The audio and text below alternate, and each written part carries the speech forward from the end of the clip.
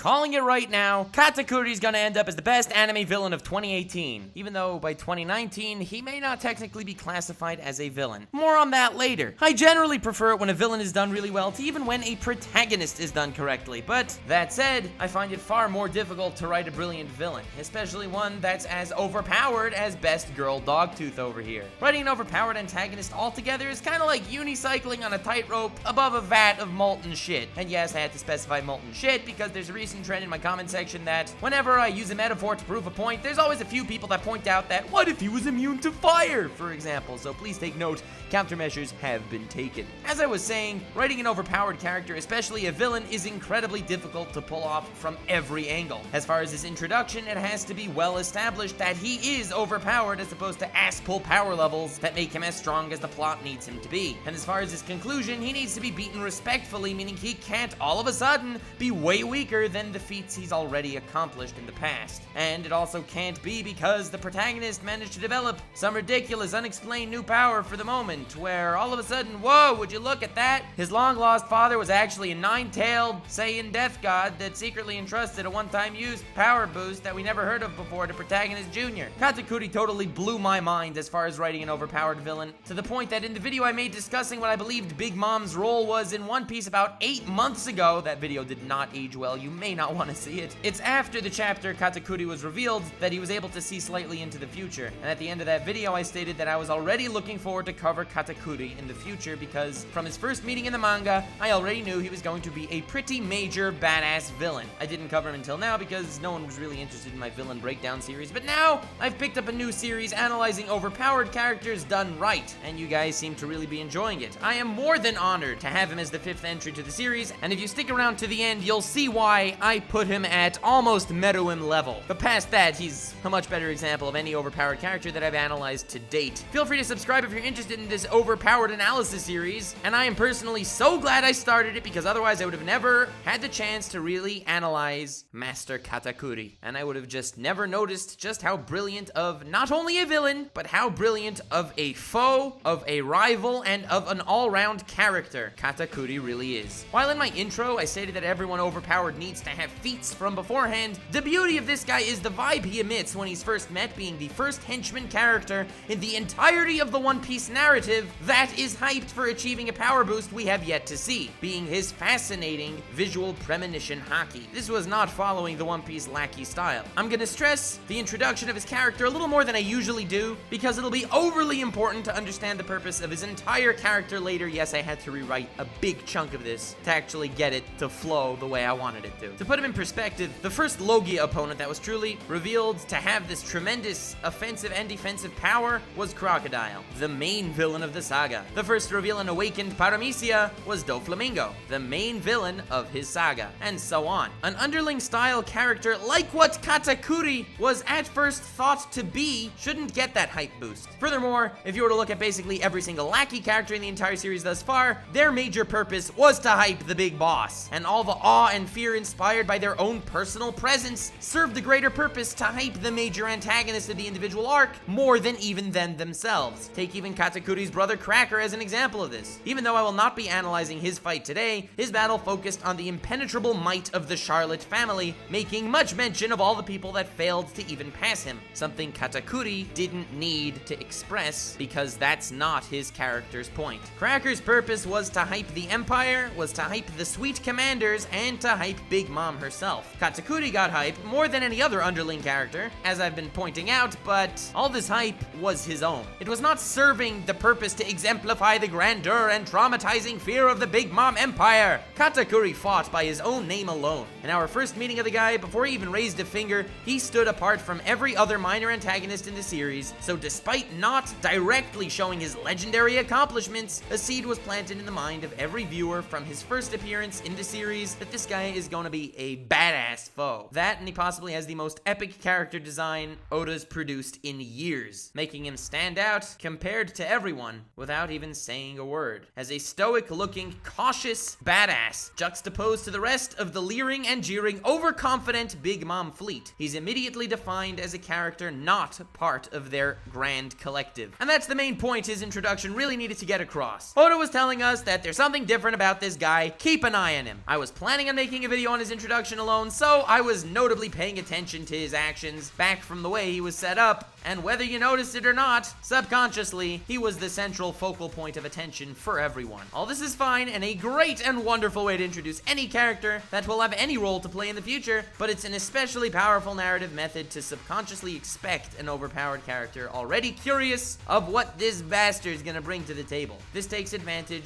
of one of the three fashions in how to hype an overpowered character properly. Firstly is the Madara method, where a character is essentially a legend, commanding fear, so the time he actually shows up to drop a meteor, Suakage is gonna orgasm all over the place. When the properly placed hype is actually realized, and yes, Madara is probably gonna be getting his own episode of this overpowered analysis in the future because the ploys taken to hype that guy is pretty much unmatched. Feel free to subscribe. The second method is the Blackbeard approach, where we know of him and we know he's powerful, but then he takes one little action that rocks the fabric of his defined universe, where in one moment he can transition from an asshole to a world-class terror. Yeah, he'll also be getting his episode in the future. Coming soon to theaters. That'll probably start off as analysis, cap off in the theory territory, because the way I see it, there's only one or two ways his character can actually go, and I fear even the mighty god Usopp would have a hard time defeating him. Feel free to subscribe. And finally, we have Katakuri, whose genius lies in his lack of action and his sheer lack of conventionality. As a seeming support villain that possesses more novel and overwhelming skill set than even the arc's major antagonist, giving my boy Dogtooth the most formidable overpowered foreshadowing in One Piece. That is, after our Lord and Savior Usopp-sama, that fucking badass. His unique visual hockey gives him another leg up as far as being an attention whore. Obviously, he's the first to take action, being that he had that premonition, but even more importantly, since he made the first move, our attention by default was on him as the threat of the scenario above even Big Mom. I really didn't mean to spend this much time on this point, because even though first impressions are exorbitantly important, and how they can alter one's entire perception of a character or story, his is crucial to understanding his role to play in his battle against Luffy and beyond. Because if you think of overpowered characters, we know they're overpowered before the massive clash. The reason that's done is simply because it makes the threat all the more real and all the more tangible for our protagonist. But the beauty of Katakuri is, unlike every other overpowered anime villain that I could think of, everything we know about him and all the perceptions we have of him are all given to us purely by his battle against Luffy alone. And that fight completely built up and deconstructed an entire character and still made him one of the most impressionable characters of the franchise. Heck, a large percentage of the One Piece fanbase, me included, was rooting for Katakuri over our protagonist. And as far as shonen protagonists go, Luffy's amongst my favorite. Yes, that required specification because I find myself rooting for villains far more often than I probably should. You know, like Ukiura from Bleach, Kiro from JoJo's, Hisoka from Hunter x Hunter. Anyway, back on topic, if you already subscribed to me, you probably know I'm a bit of a weirdo. But I'm a weirdo that can at least back up my weirdness, so I therefore give myself a pass. At least that's what I tell myself. Thanks for the support, guys. Moving on, Luffy enters the ring with Katakuri, and before they even begin to square off, we can already gauge the power gap between them. From Luffy's past battle with Cracker, Luffy was only victorious because of three prominent conditions that favored him in that battle. Firstly, he got support from Nami, literally dampening Cracker's attacks, allowing for some form of defense, with Luffy literally eating whatever was thrown at him. Secondly, no matter how much he ate, it does not hinder his fighting style because it could be molded into a new form of gear. Fourth, and thirdly, shonen main characters are bottomless fucking pits, and I wouldn't put it past Luffy to eat the entire fucking Sweet Kingdom. It's important that Luffy had this edge because without that, Luffy would be placed definitively to be of Yonko Commander tier, and there's no going back from that. It's then made clear that Katakuri is the most powerful of the Sweet Commanders, putting his power level several notches higher on the scale than Cracker's and especially Luffy's before even a punch is thrown. All this beautifully checks off the first criteria criteria required in an overpowered character being rightfully scaled, but the beauty in how we understand his vast strength is purely from context alone. Now we can move on to phase 2. Now that we've covered how he's both rightfully overpowered and fascinatingly different in his attention grabbing than pretty much everyone else, it's also nice to notice that both of these feats he's accomplished were both done without him not saying a word and without taking any action. He retained his stoicism. And there was no bronchitosis either, which is a plus. Bronchitosis, for those of you who don't know, is an anime illness that usually plagues support characters where they explain to the viewers obvious shit that we really should have been able to pick up by ourselves. The name is inspired by Brock himself, as seen here. Pluto, it's time for Manga! What's Bunka? It raises both attack and defense power, which means he's planning to finish this now. No shit, Sherlock.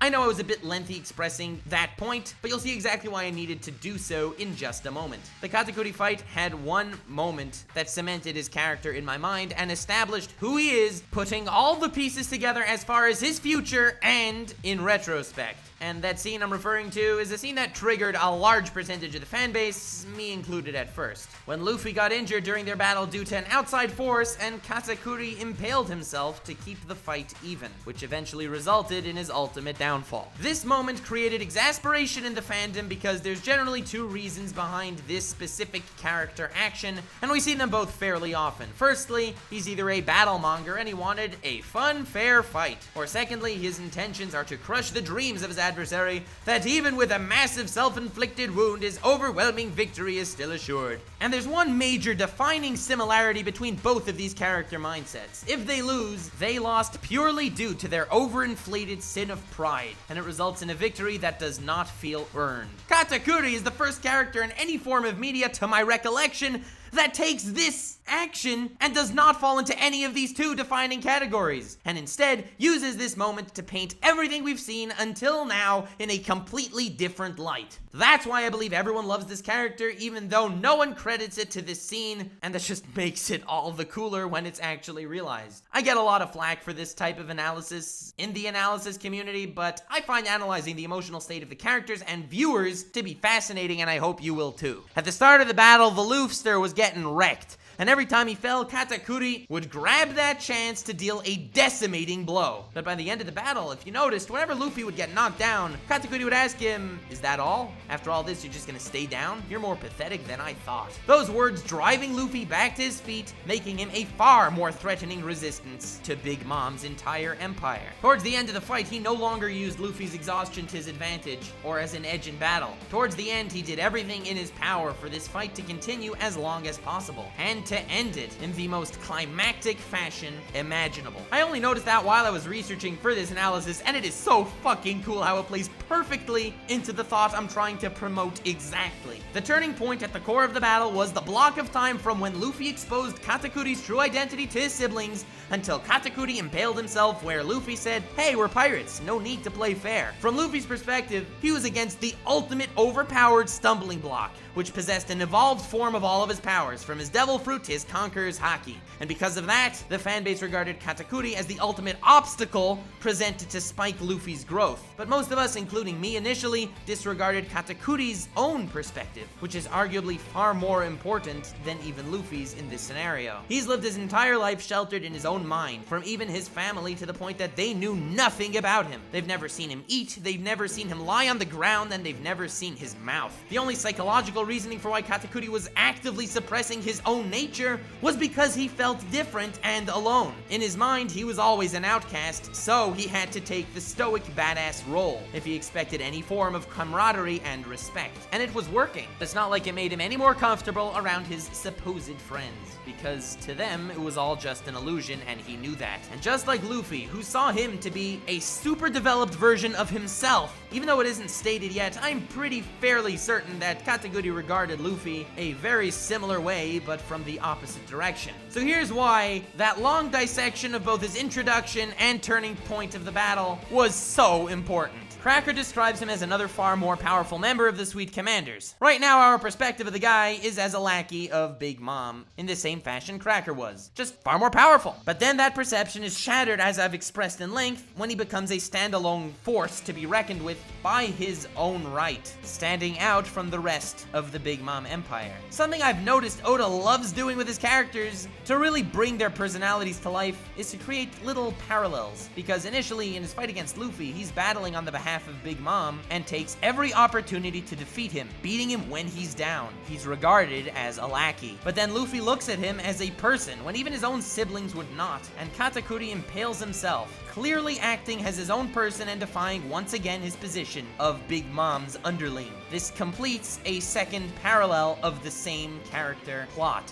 You ready for the good part? Because now the groundwork has been laid to fully express why Katakuri is easily in my 5 most brilliantly crafted characters in One Piece. Because everything we've seen until this point, in the entire Whole Cake Island arc, is the first aspect of the grand Katakuri parallel in his character writing. Nuances aside, this whole time, he's ultimately acting as an agent of Big Mom, being phase 1 in his character. Phase 2 is when he will no longer be following the orders of his Yonko, and when he will act as his own man, creating the perfect symmetrical character balance Oda always yearns for. Maybe saving Luffy or joining his fleet, but that's in the future.